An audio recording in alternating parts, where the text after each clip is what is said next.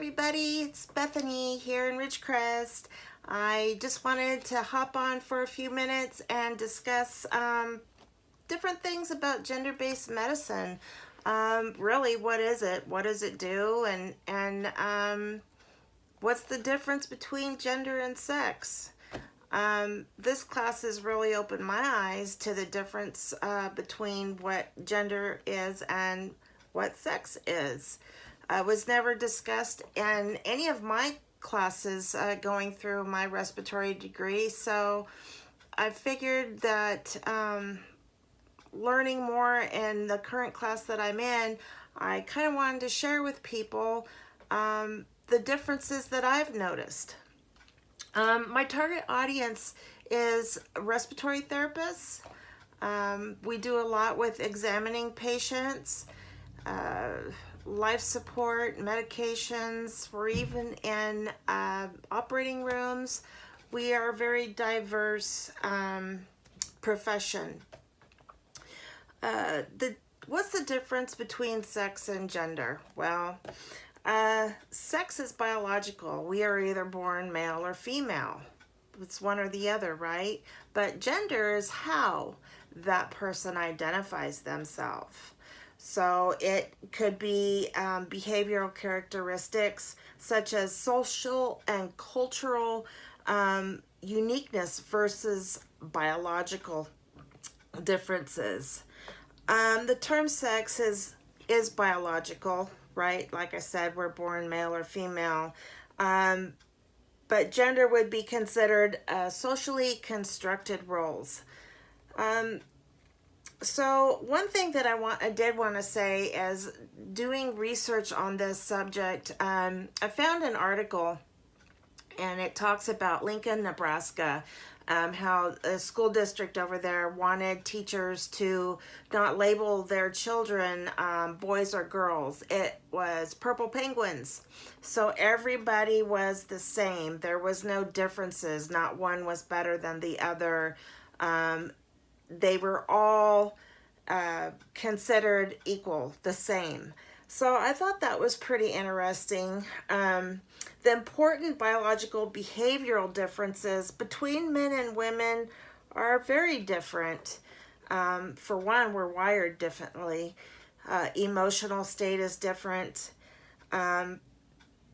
Some of the biological differences between men and women can be identified as longevity, weight, height.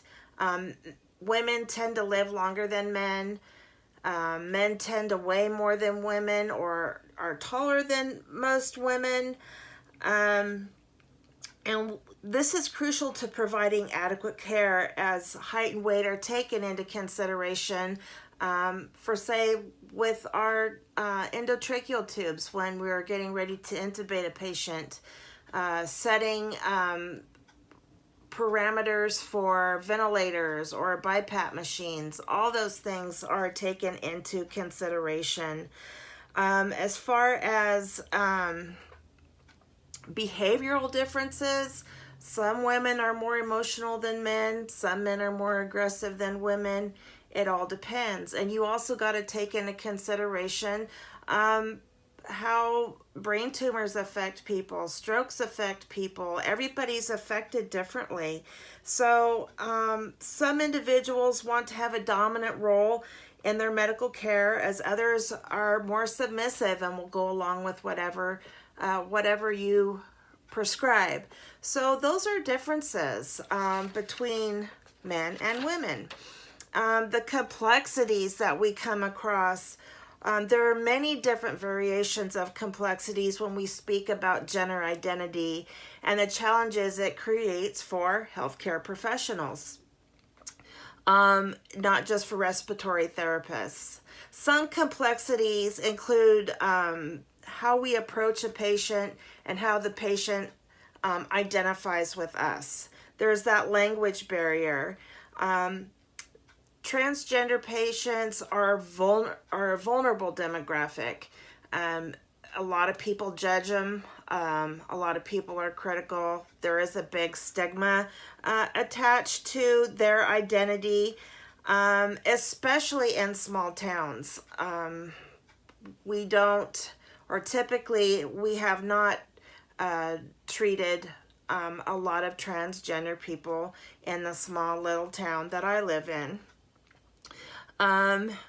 There's so many things that we need to take into consideration. If the patient doesn't feel comfortable with the provider, they become nonverbal, and therefore there's a lack of communication.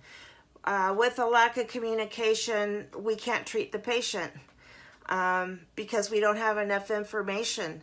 There's differential diagnoses that we typically go through to eliminate treatments that are not necessary, medications that are not necessary, and it becomes a challenge for the healthcare provider as well as the patient to develop that rapport, that trustworthiness. So it's really, really critical that we break down that barrier with our either transgender patients or patients that identify as something completely different. Okay. So some of the differences that as it relates to my field of care would be, say that I do have a transgender male, and he's on hormones or she's on hormones, and we have to do a chest assessment, thoracic cavity area, palpation, maybe we have to put EKG leads. It's kind of complex, right? I mean, because if they don't have that common understanding that you're not going to be judgmental, they may not let you do that, and that prohibits you from doing a assessment of the patient. Not being able to accurately assess your patient means that, again, you can't accurately treat your patient. Different comorbidities, COPD, for instance, cardiac compromise, those things manifest in women different than they do in men. Women typically with cardiac compromise may have tightness in the jaw, pain in the jaw, whereas men will have crushing chest pain, may radiate to the arm. Women may just have back pain. It just depends.